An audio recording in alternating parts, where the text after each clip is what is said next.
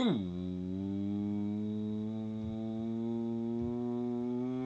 What's up, everybody? My name is OMG WTF LOLFTWBRB.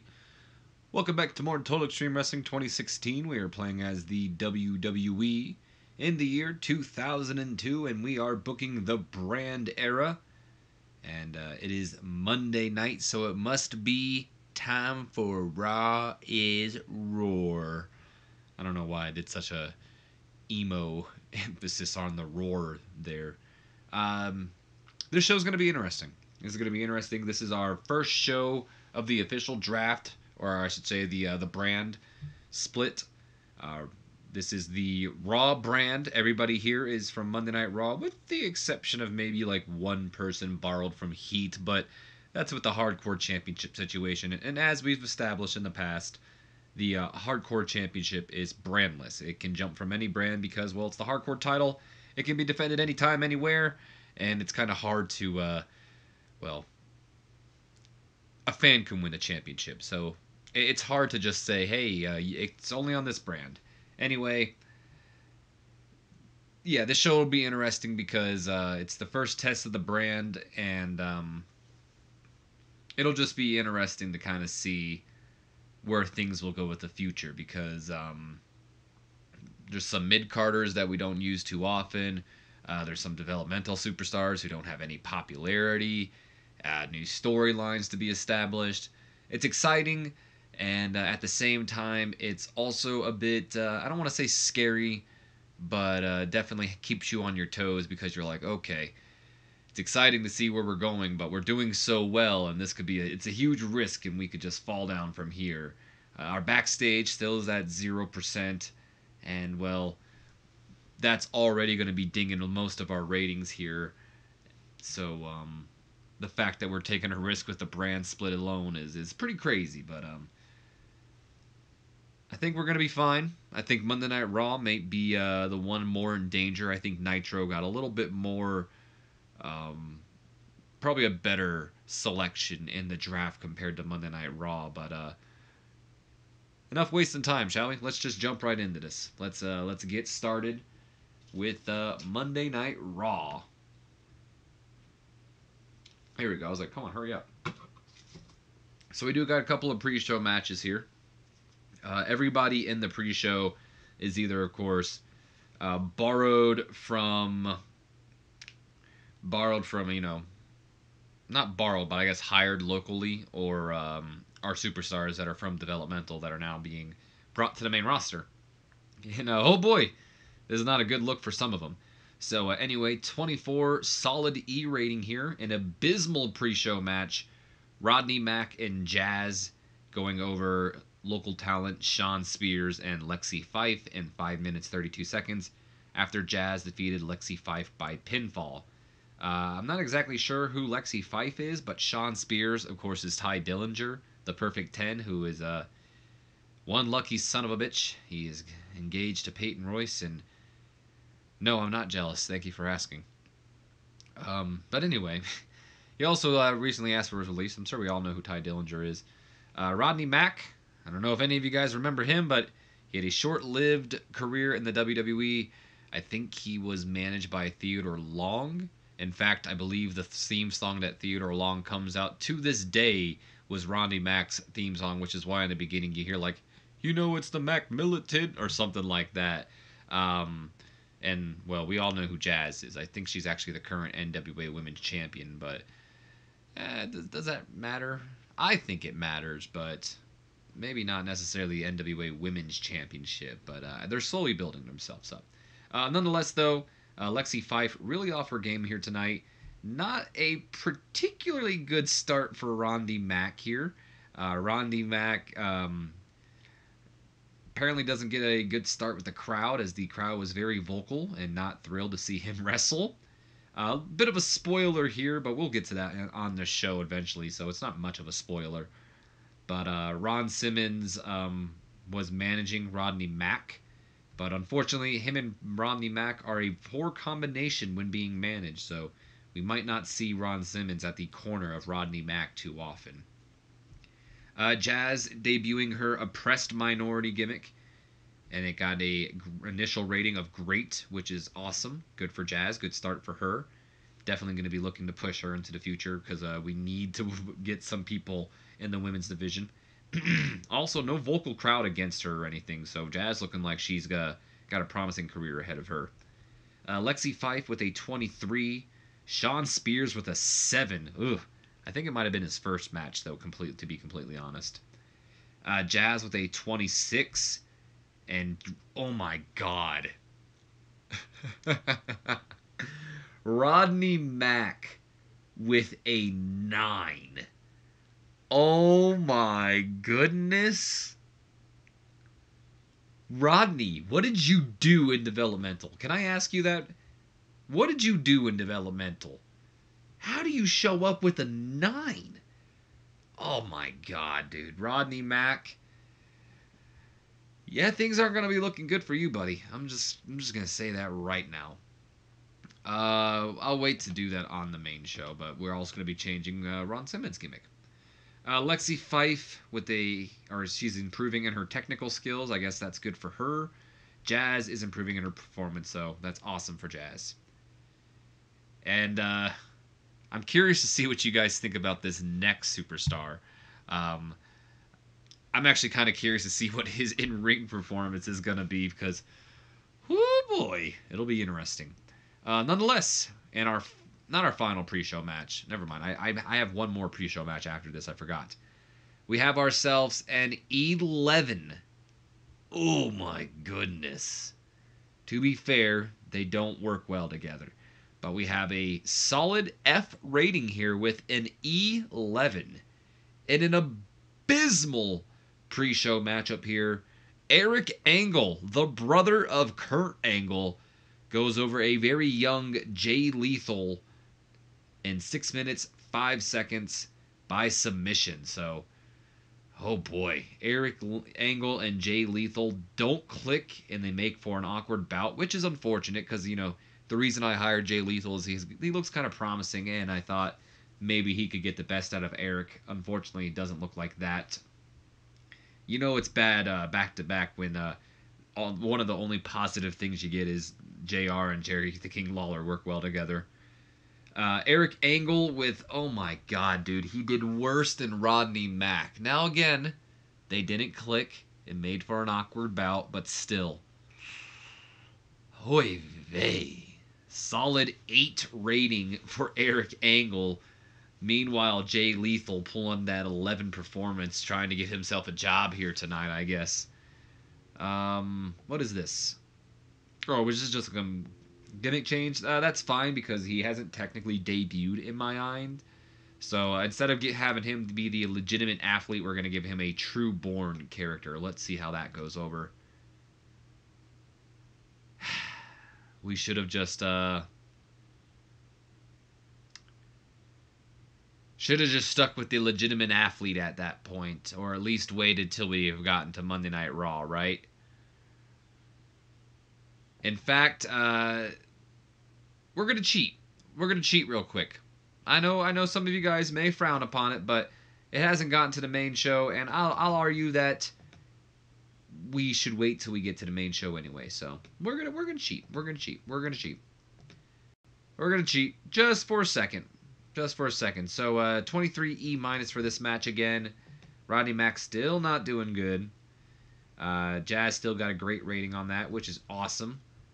Rodney Mack still having that 9 in-ring performance. Sean Spears, who just had his first match, I believe, did better than Rodney Mack, who's been in our developmental territory for how long? Oh, we went down 1 whole point here. I guess that's our punishment, but 10 Eric Angle still with that 8 Jay Lethal with an 11. We will wait to do that until we get to Eric Angle's debut on the main show. Not yet. All right, and then finally in our main event of the pre-show, we have a 57 C- rating here as Victoria, another superstar from our developmental territory, making her, I guess, not Monday Night Raw debut, but call-up debut, as she teams with our WWE Tag Team Champions, the Dudley Boys, to take on the Pimp Party alongside Tracy Brooklyn. We have a terrible pre-show matchup here, which gets a 57C-. Victoria and the Dudley Boys go over Tracy and the Pimp Party in 11 minutes 39 seconds after Bubba Ray Dudley beats the Godfather with a powerbomb. Victoria, debuting her bitch gimmick, got a below average. Poor Victoria. Tracy's getting better at her gimmick. Bubba Ray Dudley looking excellent out there. Devon looking excellent out there. Victoria with a 23 in-ring performance. Bubba with a 75. Devon with a 71. Tracy with a 31. So Tracy's getting better. Val Venus with a 50. And the Godfather with a 48.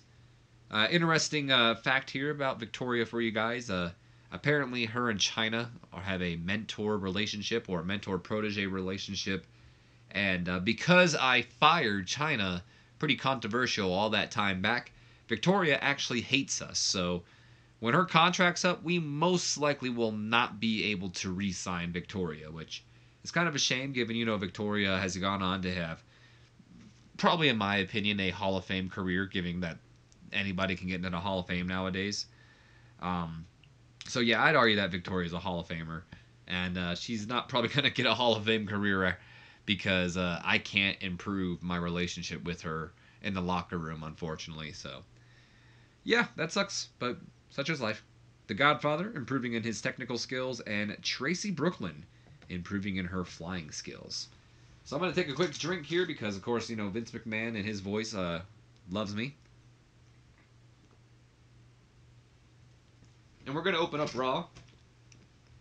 Probably with a little bit of a recap from the draft, showing, the superstars, the 10 superstars that Monday Night Raw drafted from the first pick, which was Goldberg, all the way to the final pick, which I believe was Albert. And we then start off Monday Night Raw with Vince McMahon, the owner, or I guess, I don't know what his position would be, because Eric Bischoff's the general manager, so would Vince be like the commissioner or I don't know. Anyway, Vince and Eric Bischoff, they're standing in the middle of the ring, both have a mic in a hand, and Vince begins to, excuse me, had a bit of a burp building up there. Anyway, Vince goes on, "Welcome everyone to," and then Eric Bischoff actually goes to interrupt Vince. He goes, "Excuse me, Vince, I hate to interrupt you, and I really hope I'm not overstepping my grounds here, but you think I could say it? I know it sounds stupid, but it's one of those catchphrases I've always wanted to say." Vince probably gives him one of those little smug looks, because in a way, Bischoff's kind of peppering up Vince here in a way. And Vince goes, "Well, Eric, with such kind words like that, how could I say no?" "Well, with that being said, welcome everyone to Monday Night Raw." "Damn it, Eric, I couldn't have said it better myself. Gives you a certain power, doesn't it?" "It really does." "Well, Eric, we're out here for a reason. To the shock and awe of everyone, including myself, you drafted Stone Cold Steve Austin." "Yeah, look, I'm sorry about that." No, don't apologize. I would have drafted Austin myself, so there's no need to apologize. But what we do need to do is pull up the handy-dandy notepad. There is one thing that we do need to do. We need to meet with Stone Cold Steve Austin. And just like you and I, Eric, we need to put the past behind us. We need to make sure that Stone Cold Steve Austin is on the same terms with us. So Stone Cold, if you would please come down to the ring and let's talk business. So that's when Eric and Vince McMahon, of course, they wait for the arrival of Stone Cold Steve Austin, who hasn't been seen since WrestleMania, since his loss to Goldberg at WrestleMania. But instead of the Texas Rattlesnake showing up, that is when the music of Triple H plays, the game. And out comes Triple H alongside, of course, members of the Clique, that being Stephanie McMahon, Shawn Michaels, and Kevin Nash, because Scott Hall was taken out last week by Hulk Hogan in the bar. You can say the bar took him out in more than one ways, I guess. But anyway, Out comes the Click. They make their way towards the ring, and once in the ring, Triple H takes the mic and he says, "You two want to talk business? Then let's talk. And no, I don't mean let's talk about Stone Cold Steve Austin. We're here to talk about something more important than that bald jackass who packed his bags and tucked his tail between his legs after WrestleMania. We're here to talk about two things. One, Hulk Hogan. And I'm going to make this brief because you're not worth the air. After what you did to Scott Hall, just know that the next time we see you will be the last time anyone sees you ever again. And the second thing we want to talk about is the WWE Championship. Because the Click is here to take over. And that starts with Championship Gold." Yeah? And what exactly makes you think that we're going to give you that opportunity to get Championship Gold? Excuse me? You heard me? I think you guys made it clear that you didn't want to be Raw or Nitro Superstars. So why should we give you a shot at Raw Gold? Last time I checked, Heat was on Sunday nights, and none of you were drafted. So as far as I'm concerned, you're on the wrong show. Look, I get you're new here, but I'd watch your damn tone when you're talking to me. All right. Let's just calm down. Now, Hunter, Eric has a good point. It was your crew who didn't want to play by the rules. But with the theme of the future being that we put the past in the past, I'll tell you what. I'll give you a chance to earn the opportunity at the WWE Championship. And let's say you actually win your number one contendership match. Well, then the only way you'll actually get your championship match is if you sign on the dotted line with Monday Night Raw. Sound fair? Sounds like we'll cross that bridge when we get there, McMahon. For now, just make the damn match. Who am I facing? Well, Hunter, we don't know yet. I mean, this is sudden. We didn't plan for this. But Eric and I will let you know as soon as we can, okay? And then the Click, they just kind of give Vince a look, and then they kind of give Eric a look, and they leave the ring. They go walking out, and Eric, takes this time to go to the mic as the Click's walking away, and he goes, "But trust me when I say this, Triple H, your opponent tonight will be someone who has earned this opportunity, unlike you." And there you have it. Opening promo of the night. Vince McMahon and Eric Bischoff, they're trying to, mend ties with Stone Cold Steve Austin because, well, they both have a rocky past with Stone Cold Steve Austin. And out come the Click, and Triple H made it clear that they're here to take over. They want Championship Gold, but they're not just going to be handed Championship Gold. They got to earn Championship Gold, and they might not even get it because, well, technically, they're not Monday Night Raw superstars. So we'll see where that goes anyway.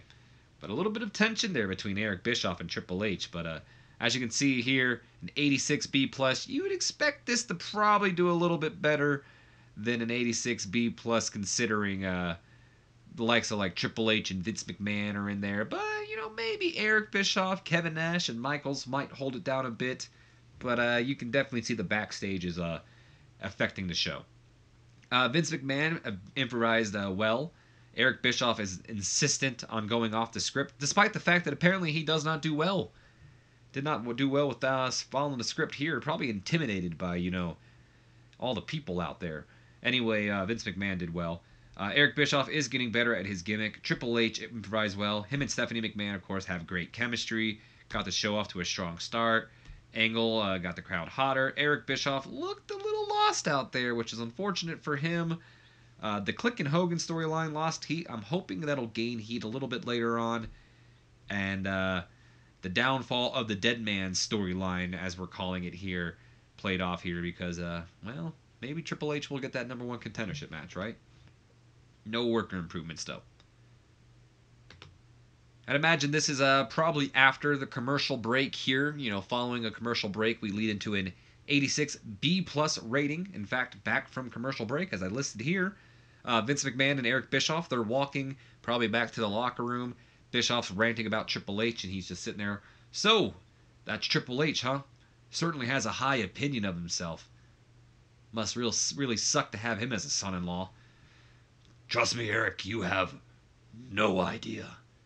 But speaking of Triple H, who do you think is the best superstar to step up and beat Triple H? Because I'll be honest with you, Eric, there's no way in hell he or any member of the clique is signing a contract with Monday Night Raw. And I hate to say it, but as long as my daughter is a member of the clique, then we've got no choice but to put him with them. So who do you got? Well, Vince, I don't want to see like I'm playing in my past, but I think the only guy that we can put up against Triple H that guarantees a win is Goldberg. And then that's when we hear off screen the voice of Olympic gold medalist scream, Goldberg! And then he rushes into the screen and it's Kurt Angle. It's true, it's true. You've got to be freaking kidding me. Goldberg? You're only picking Goldberg because he's your WCW child. Who has he beaten? Did he make Ric Flair tap out at WrestleMania? And now we got to go back to the handy dandy notepad, which, by the way, I'll get to that afterwards. Where is it at? Looking for promo 2. There we go. No, but he did beat Stone Cold Steve Austin, and we haven't seen Stone Cold since. But I do remember, but I do remember seeing Ric Flair this past Thursday. All right, let me step in.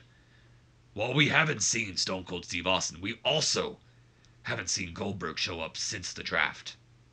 And besides, I think Bill may have his hands full with a certain rhino right now. Exactly. Goldberg isn't the guy, Mr. McMahon. I am. Mr. McMahon, Mr. Bischoff, please, give me this opportunity. I know I can beat Triple H and his clique. And that's when Vince McMahon kind of gives Eric a look like, come on, Eric, you know he's the guy. And then Eric looks at, he looks at Kurt and he goes, all right, Kurt, let's see what you've got. It's you versus Triple H tonight. Winner faces The Undertaker at Backlash.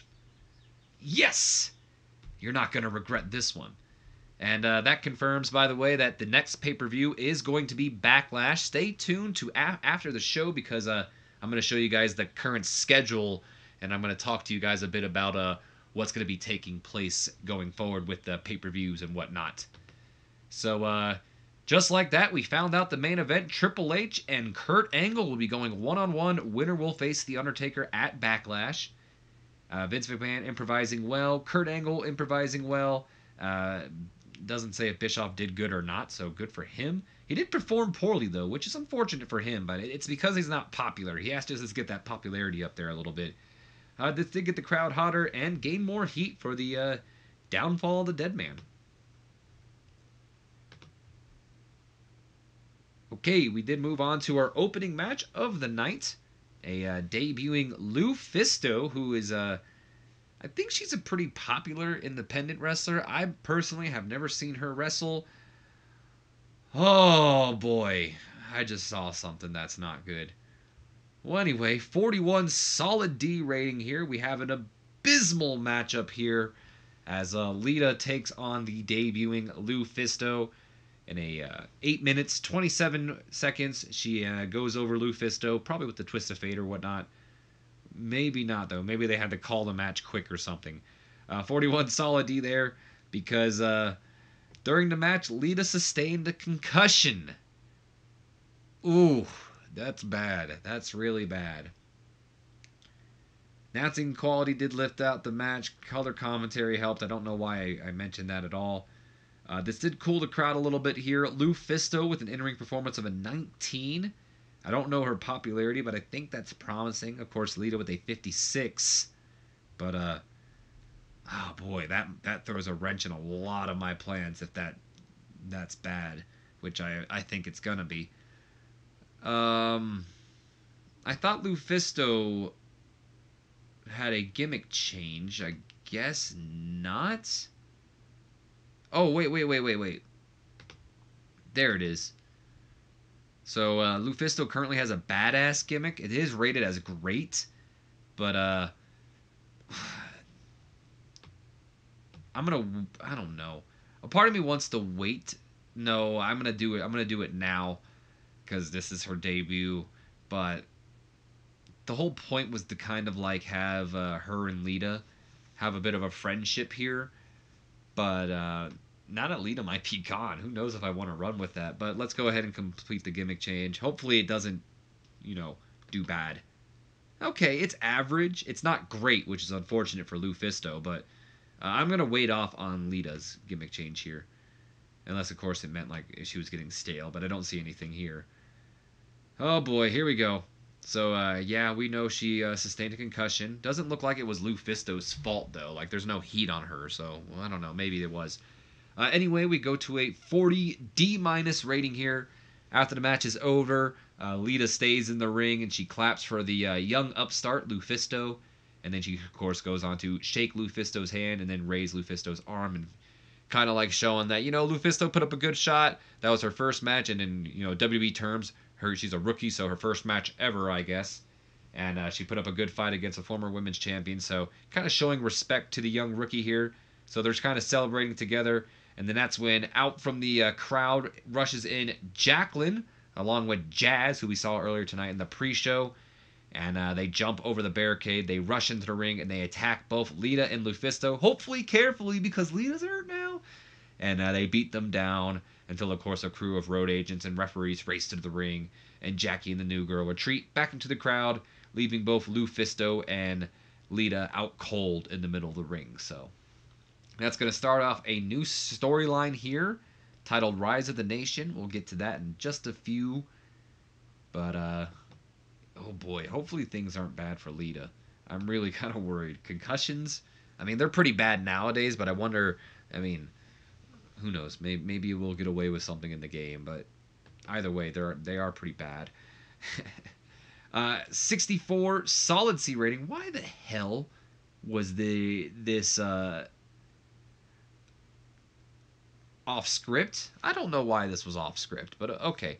64 solid C rating here as Jonathan Coachman is backstage with both Bradshaw and Albert. But let's let him talk about that. What's up? Jonathan Coachman here, and with me are two men who will face off later tonight to determine who will face Kane for the WWE Intercontinental Championship. Bradshaw and Albert. And then that's when the two superstars enter the shot on opposite sides. Coach continues to say, now guys, after what I just said tonight, this has got to be a little tense for both of you. I mean, the only thing standing in your way at a shot for the Intercontinental title is each other. Then Bradshaw continues to say, you know what, Coach? Things may be a little tense, but I've got nothing but respect for Albert. He's one hell of a competitor, and he more than proved himself last year by stepping up in the war against WCW. But with that being said, ain't nothing gonna stop me from taking your head off with my arm on the path to becoming the Intercontinental Champion for the first time. And then Albert kind of chuckles at what Bradshaw said, and he goes, I'd expect nothing more from one of the most badass Texans out there. But what's stopping me from knocking your head off after a running big boot, huh? And then, I don't know if I wrote this in a promo. I'll be honest, because it's kind of something similar. Yeah. Anyway, he goes, Bradshaw just kind of probably smirks him. He goes, I guess we'll just find out or something. And there we go. We're going to have that match coming up to determine who will face Kane for the Intercontinental Championship. Coach struggled with going off script again. Not really sure why this went off script. I guess I accidentally did it because I don't know why I had a southern accent there. I don't think any of these guys have a problem working with a script. But anyway, Bradshaw apparently did a masterful job improvising, and Albert worked the crowd well, so it worked out in their favor. Can't complain. 64 solid C. Oh, I meant to, before I move on to this segment here, I meant to mention something. Now that Test has kind of been suspended for, doing his drugs or whatever it was, I'm kind of just going to split Albert and Trish away from each other as well. Let them move on and do their own things. So, Before I had a whole big storyline planned out with like Albert and Trish kind of being like a Beauty and the Beast thing, and Tess was going to be jealous. I'm just kind of going to split it apart, like classic WWE way. We're moving away, no real explanation or anything. So, 83 B plus rating. Backstage in the Click's personal tour bus because they got to get place to play somehow. Triple H along, of course, with Stephanie McMahon and Shawn Michaels. They're all hanging out in the bus when Kevin Nash walks in. He says, "Hey, H, have you heard you're gonna be facing tonight?" "No, who?" "The Olympic Boy Scout himself, Kurt Angle."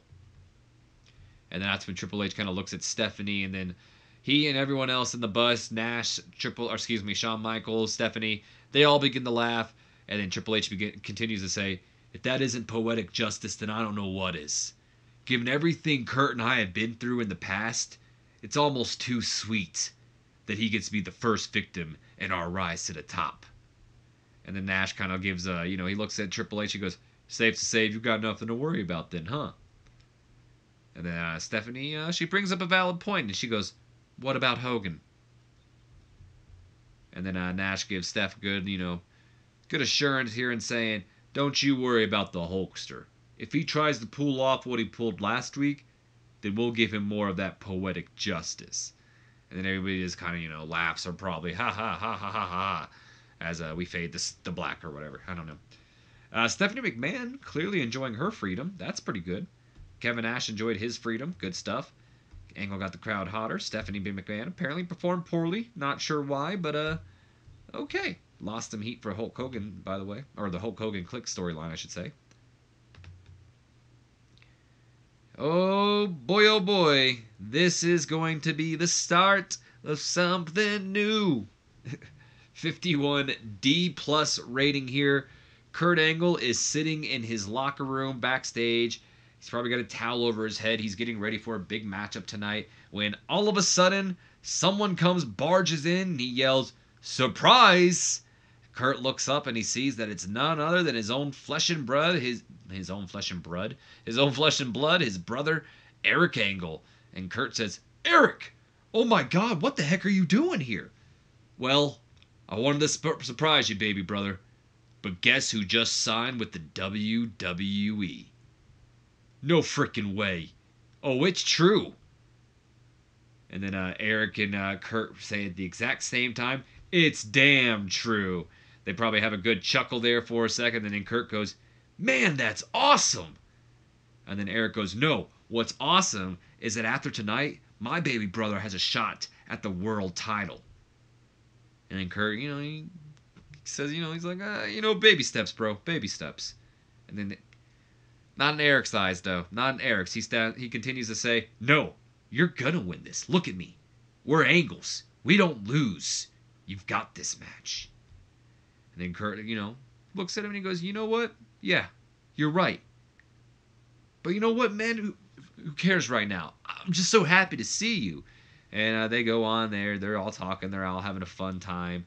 Kurt Angle, real star in the segment. No surprise. Eric Angle looked dreadful. I mean, he does need a little bit of popularity behind, but we'll see what happens once he starts getting a little bit more popularity, just how bad he really is. But anyway, let's go ahead and do that change now that we were going to do earlier, but we decided to not do. So he actually has a pretty good angle, pretty good gimmick right now in his legitimate athlete. It's above average. We're changing him to Trueborn. Let's see what it does. Hell yeah. This time, it got an initial rating of great. We just had to wait for it to be on TV. Wasn't the best time to turn it in a really poor match, but now this could turn all things around for Eric here. So there we have that. Also starting off a new storyline between him and Kurt, the brotherly love storyline. I'm going to take a quick drink here, guys. We move on to our next match, which gets a solid 59 C rating here. Decent matchup here. We have a draw between Albert and Bradshaw. Was supposed to be for the number one contendership, but after 10 minutes and 3 seconds went by, the match descended into chaos after once again rushing through the crowd. This time was Ron Simmons and Rodney Mack, who come in and beat down on both Albert and Bradshaw, causing the referee to call for the double disqualification, ending it with no clear winner, and honestly, no number one contender. The announcing helped the match, of course. Albert with an in-ring performance of a 73, outperforming Bradshaw 69. Albert's promising, guys. Gained some heat for our Rise of the Nation storyline. Let's go ahead and check out this real quick. We'll wait for his talking segment. We then move on to our next segment, 58 C- rating, as the match is over, but Ron Simmons and the newcomer, as we know now, Rodney Mack, that he brought with him, continue their attack on Bradshaw and Albert before finally ending it with their finishing maneuvers.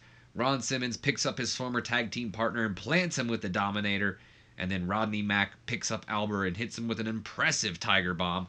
And I'm not lying to you guys. I looked up, I try to look up certain superstars' moves, like now, especially with a lot of the developmental superstars that I'm not too familiar with, to kind of get a little bit more familiar with what their moves are and how they talk or how their characters were or whatnot. But anyway, Rodney Mack, he wasn't too impressive from a lot of the moves I was seeing, but his finishing move, which was like this tiger suplex thing or something, it looked damn near beautiful. Like, it was impressive.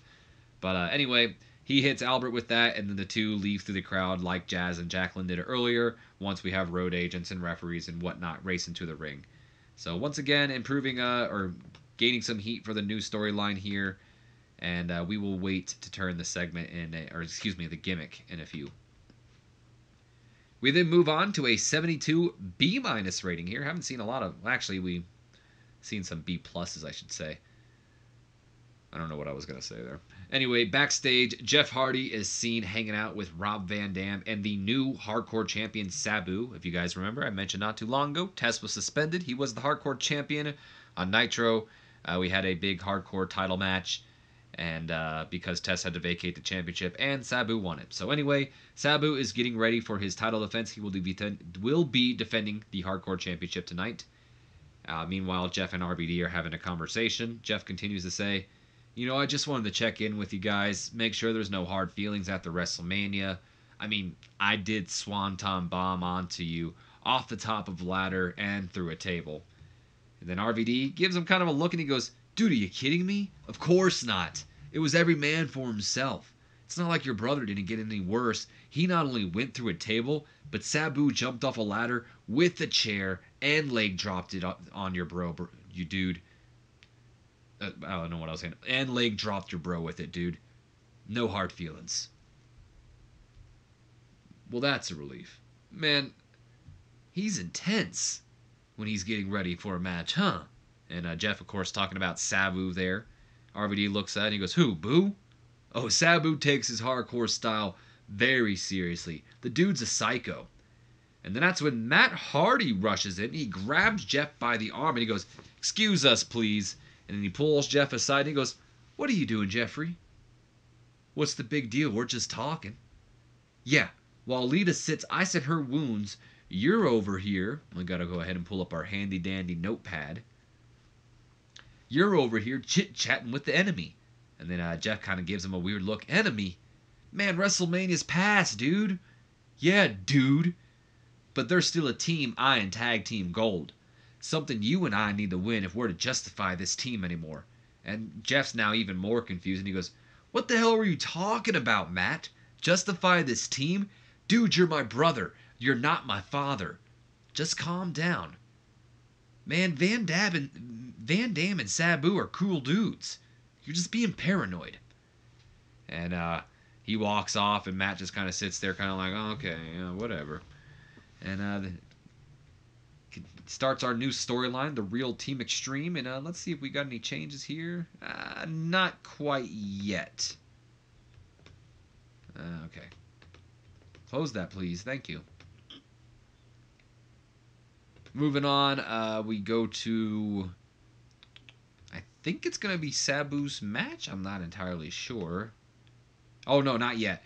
We move on to a Flock promo, which gets a 64 solid C rating, as Static just kind of takes over the screen, before a video begins to play showing all the members of the flock sitting in wooden chairs in an open field, and Raven enters the shot, but Raven is not dressed in his normal kind of scummy, greasy, uh, smells like Teen Spirit way. He's actually dressed all fancy. He comes in a nice suit. His hair is all put up and out of his face.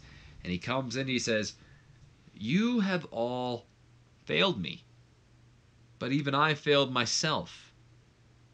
This will be a new age for the flock. The golden age for the flock. Because all of you, myself included, will bring back glory to this team. Daphne, my sweet Daphne, why do you shake at night? Is it because you lost your child, right? That blonde bimbo Trish Stratus has stolen your baby. But don't worry, we'll get it back. Speaking of getting back, Vampiro, you failed to kill the Cruiserweight division, and now you're going to suffer. Because I'm sending you to the pits of the hardcore division where you'll rule." And then there's the two of you. And of course, he's talking about Boss Man and Saturn here, who can you can kind of see we're talking to themselves quietly, but they quickly shut up when Raven goes over to them. If you remember from last week, we learned that Boss Man and Perry Saturn are apparently working undercover to bust Raven in this cult. So Raven continues to say, and he goes, "You two will make yourselves useful for once and capture those tag team titles from those damn Dudleys. And as for me, well, I see, come on, hell, fire, and brimstone in my future. Oops. Forever the flock. Nothing more." And yeah, a little bit of a creepy message for the flock as they're looking for some gold in their future. Handle some changes here. We're not doing that quite yet. No worker improvements, and the Operation Flock storyline starting here. And I believe now we move on to the Hardcore Championship match, which gets a 67 C+ rating. Hardcore Holly was borrowed from Sunday Night Heat. He is a Heat superstar, but with the Hardcore division being kind of 24/7, anytime, anywhere, any superstar from any brand can kind of challenge for the championship. So that is why Hardcore Holly is here. 67 C+ rating. In a poor matchup, Sabu goes over Hardcore Holly in 7 minutes 59 seconds by pinfall with a springboard DDT, making his first defense of the Hardcore Championship. And Holly with an in-ring performance of a 48. Sabu with a 64. This match was a hardcore style match. I don't know if it shows it anywhere, but it was a hardcore style match, even though this says regular. It doesn't show me if it does. Oh, right here, one-on-one view hardcore, so there you go.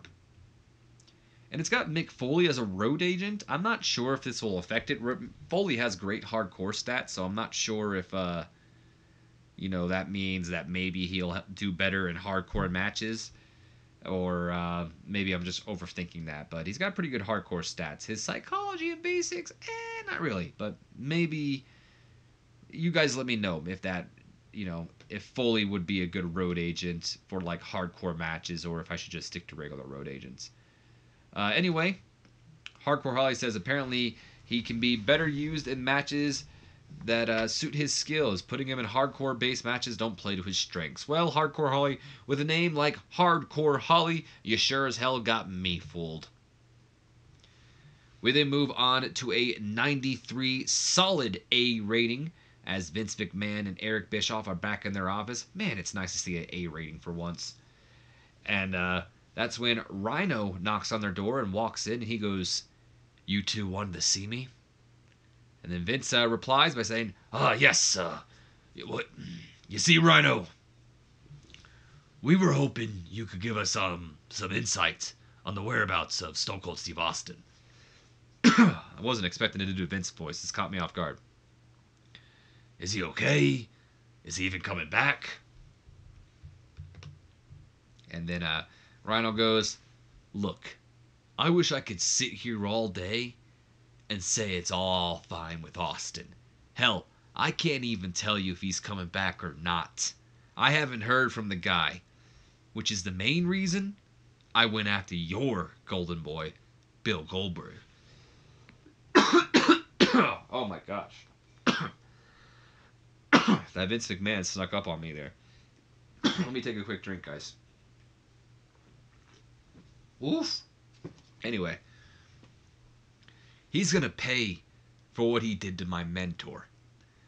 By the way, I notice he's not here tonight either. Not sure where he's at, but I'd be willing to bet he's in a hospital bed after what I did to him on Nitro.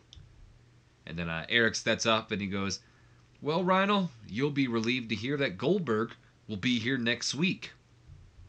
"Good. I'll make sure I'm here to welcome him back with open arms." And him and Eric, he kind of gives Eric a look before he leaves, and Rhino means business. He doesn't know where Stone Cold Steve Austin is, but he knows where Goldberg is, or he has an idea, and he knows Goldberg's going to be here next week. And well, looks like Rhino will be here next week too. Apparently Rhino was superb working without a script. All those times with Stone Cold Steve Austin really has helped this guy. He's definitely going to be a star, if not already a star. I mean, he is a main eventer. Vince McMahon improvising well. Eric Bischoff, the guy who wants to work without a script, is still doing bad. Vince McMahon apparently performed poorly in this segment. Huh, you don't see that too often. And Eric Bischoff looking dreadful in this segment. Nonetheless, the Goldberg-Rhino storyline advancing here.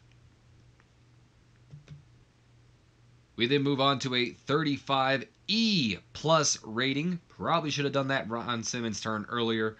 Nonetheless, Jonathan Coachman goes on to, that's because everyone here was kind of rated on menace. So, not very menacing they are. Anyway, Jonathan Coachman, he goes on to introduce Ron Simmons and the rest of everybody here before he's interrupted by Ron Simmons, who rips the mic away from Jonathan Coachman's hands and he says, "Get out of here." And then after Coach leaves, he goes, "Now that I have everyone's attention, my name is Ron Simmons. Not Farouk. But as Farouk, I led one of the most intimidating teams to date in the nation of Domination. That wasn't until the Rock's goofy ass infiltrated and corrupted my system. But I'm here to announce that after what you all saw tonight, the Nation is back. But this time, things are going to be different. You see, Jackie and I have taken it upon ourselves to find two of the most promising black superstars out there and give them the platform we were never given. So allow me to introduce you to the next top female and male stars of Monday Night Raw. This lovely lady right here is Jazz. And my boy right here, his name is Rodney Mack. So here's a message to anyone in the back. You can either step out the way or get ran over, because this is just the beginning for the Nation."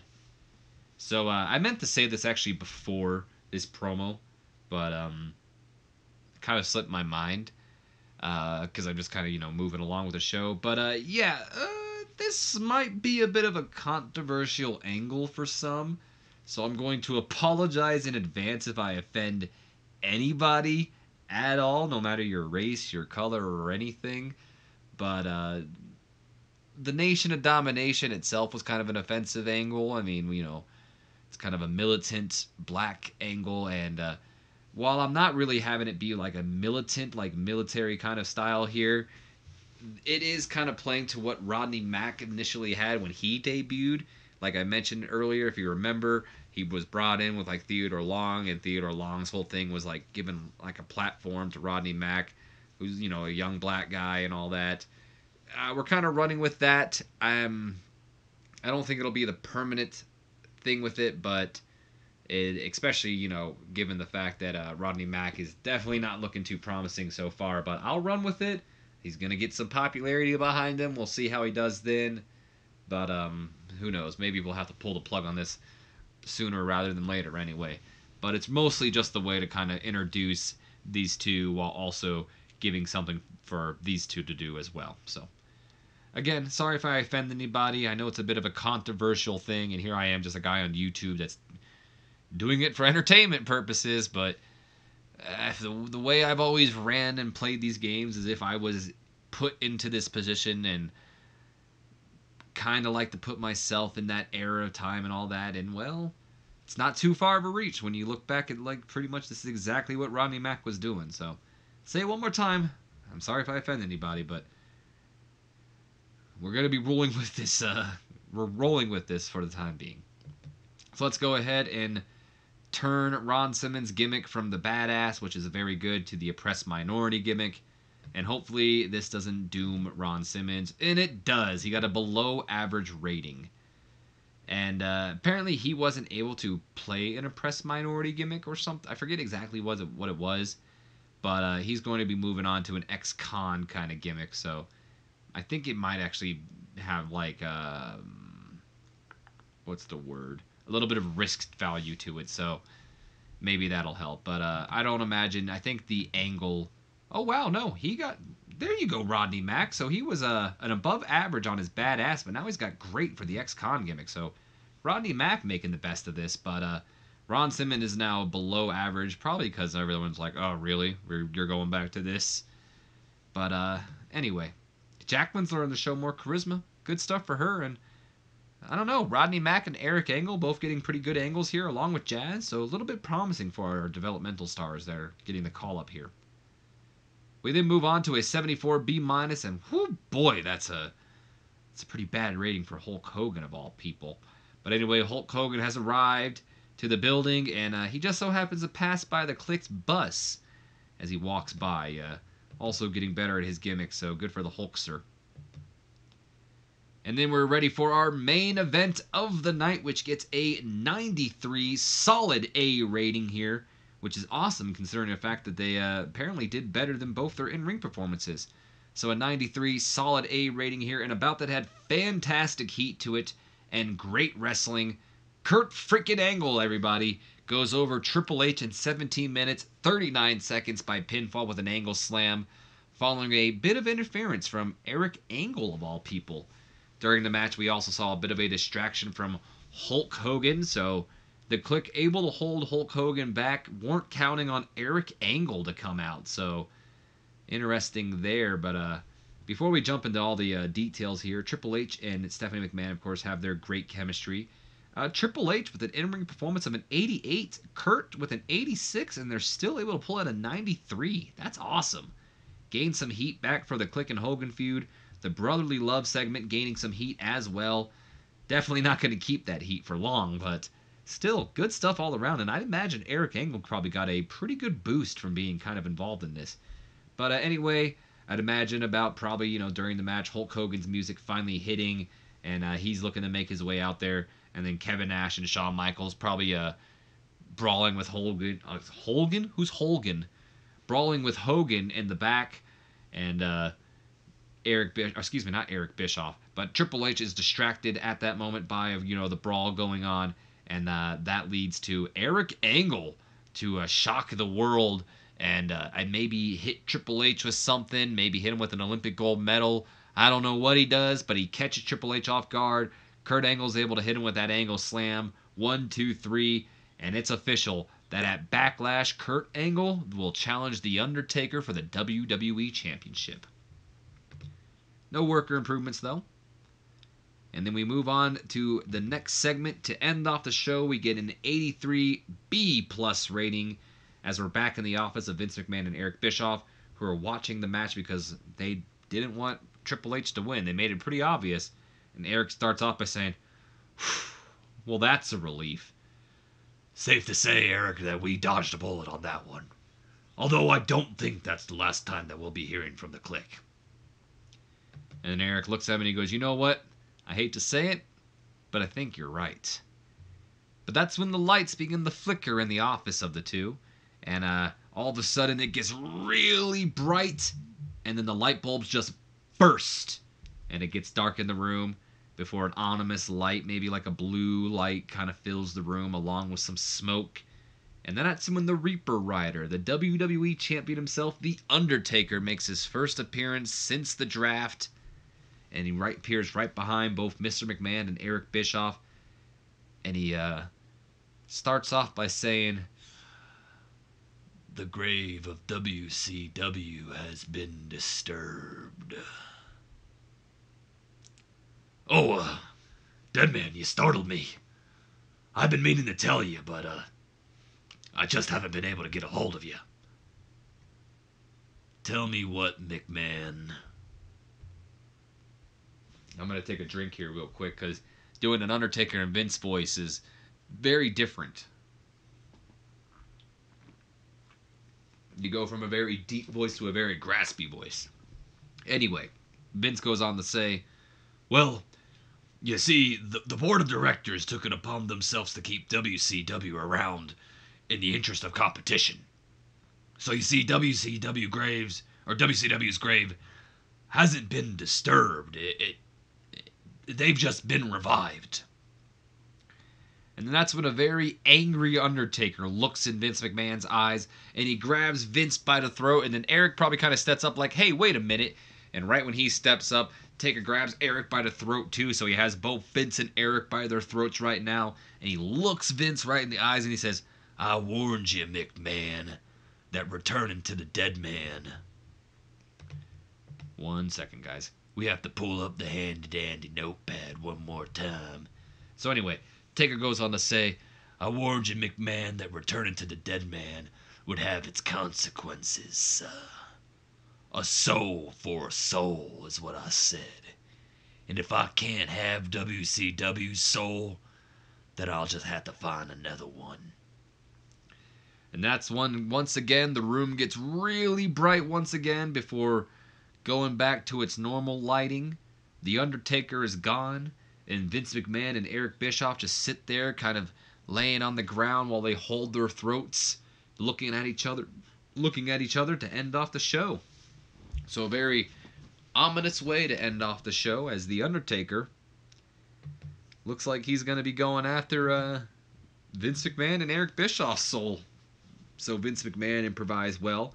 Eric Bischoff finally improvising well throughout the segment, and he's getting better at his gimmick as well. And The Undertaker improvised well. So good stuff all of them together. Any worker improvements? Nah, not really. Let's see how the show did. Let's see just how well our first brand era show did. Did I not? Okay, I was going to say. Okay, so we got an 88B+. No specific comments to be made, so we didn't lose popularity, which is great. So, so far, so good. We had a great main event with Kurt Angle and Triple H. Honestly, they probably did better than you would think they deserve to do. But all in all, I think it's promising. I mean, despite, Rodney Mack and Eric Angle not looking too good in the pre-show, I think they stepped up a bit on the main show. And with a little bit of popularity, maybe things will turn around for them. But this is going to be about the end of the video, or at least the end of, the... Donald Trump, oh gosh. The end of, the show portion of the video. So if you guys are only here to watch Monday Night Raw, and I know these videos are a bit long already, I thank you guys for watching. Be sure to leave a comment, like, subscribe if you haven't already, and I'll be sure to see you great. I'll be sure to see you guys in the next video, but for those of you guys who want to stick around with me for a little bit longer, because I'm going to show you guys the current scheduling, and I kind of want to check out to see if where the popularity stands for some of our new superstars. Oh boy, but before we get to that, look at this. Lovely. So, I mentioned in the beginning of this new era for the brand split that I went ahead and I changed some things, and one of the things I changed to make it a little bit more realistic and a little bit more challenging was I set The Rock to be a movie star, because yes, around this time, The Rock was, starting to do a little bit of movies, a little bit of acting here and there. He was starting to do like The Scorpion King, Walking Tall, some other movies that I can't think of off the top of my head. My stepdad was a big Rock fan at this time. He used to buy every one of his movies. So, yeah, I changed The Rock's thing and I had him become a movie star, and it looks like that's going to be happening right away. And The Rock is huge, guys. Rock is actually our figurehead, and he was kind of like the guy that I was hoping would yeah. So I think we have him for 3 months. We'll see where that's gonna go, but yeah. Not a return to filmmaking. I would say that this is The Rock's first film, but anyway, filmmaking beckons for The Rock, as he has been casted in an upcoming big-budget sci-fi epic movie. The star, who has landed a lead role, is expected to begin filming in 3 months. So yeah, I believe that means we do have him for 3 months. So we'll look at where he'll probably land from there. Sci-fi role, I'd imagine maybe that could be the Scorpion King for all we know. I mean, I'd imagine that's kind of like a sci-fi kind of movie. So who knows? Maybe he's doing the Scorpion King. Maybe he's doing Doom. Anyway, that's a big hit for us, though. Big hit. We are getting fantastic reviews, though, for Raw. That's awesome. Apparently, Universal 2000 is ready to work for some new companies. You speak English, maybe? I mean, you are 38, so I don't know if I would honestly hire you. Especially since you don't speak any English, so you would be isolated in our backstage. Oh, Alcatraz, apparently unhappy with UPW, went nuts on Rick Bassman last night. Sucks for him. And Lita is hurt. She's injured, but she's apparently working through the pain. That's dangerous, but kind of cool for us, I guess. So, yep, here it is. The Rock has been offered a part in a major movie and will be leaved to begin filming in 3 months. Oh, boy. And Lita sustained a concussion.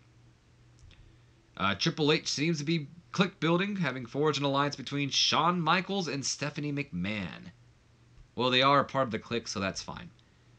Kevin Nash says Hardcore Holly doesn't connect with the fans and we should probably write him off. Hulk Hogan says Eric Angle isn't charismatic. You should release him and hire someone better. Woof. Damn. And Rob Van Dam also says Hardcore Holly doesn't connect with the fans and he's a waste of time. Damn. Some harsh words for Hardcore Holly. And here we go. Oh, yes! So we are going to be hiring Mr. Perfect and Goldust. They'll probably be going over to Nitro. And I will say that Mr. Perfect will most likely be a heel. And I'll probably debut Goldust as a face. So there we go. And we're going to be hiring Carly Colon. He's going to be developmental, and we'll keep him in NWA because that's where he's currently working right now anyway. So there we go. Also, I did manage to mend ties with Evan Courageous and Lash Lauro. I paid him a fat sum of money, so they're going to be sticking with us, and I've got a fun gimmick for them. But let's move on to the juicy stuff, the stuff you guys want to be, you guys want to see. So real quick, let's I'll do this stuff later. God, man, that still bothers me. Anyway, I want to look at this real quick. So Eric Angle, before his popularity was around a 3, so he had an F-, and after Raw, he's still not doing good. He's got around a 6 to an 8, but over time, I mean, he's got 13 in the Great Lakes, so that's pretty good. Over time, it'll hopefully step up for him. Rodney Mack, he's got himself about a little bit better than Eric, to be honest. Where was he at before? Okay. It's about average for him, too. And Jazz. Wow. She was always at 19? Okay, she was pretty good already, so good stuff for all of them there. And now I just want to quickly go over the scheduling for you guys. So, because we got a kind of confusing schedule here, I'll be honest with you.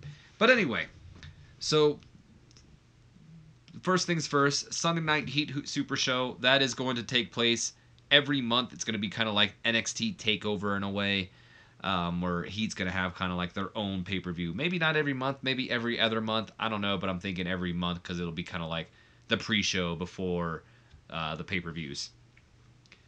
From December, starting with Night of Champions down here, all the way until WrestleMania March will be crossover pay-per-views. So just keep that in mind from December to this, but I'll get to December later. So starting in January, we have the Royal Rumble, which is a crossover pay-per-view, of course, which you'll see Raw and Nitro crossover. No Way Out is going to be another crossover pay-per-view, kind of like the last minute entry for whatever show or brand didn't win the Royal Rumble. So say, for instance, Raw or Nitro wins the Rumble, then Nitro or Raw will have like Elimination Chamber, probably something like that, and No Way Out to determine who will head into their pay-per-view as champion or who will challenge for the championship or something like that. Might even do 2 of those matches or something. Then, of course, we'll have WrestleMania, which is the big pay-per-view, big crossover pay-per-view, so all the stuff going on there. Backlash is our first pay-per-view, our next pay-per-view coming up, and that is going to be a Raw pay-per-view. We then move on to WCW, arguably their biggest pay-per-view, although if you ask Eric Bischoff himself, if you guys ever listen to 83 Weeks, he doesn't ever think of Starrcade as their big pay-per-view. He looks at like Halloween Havoc, I think, as more of their biggest pay-per-view.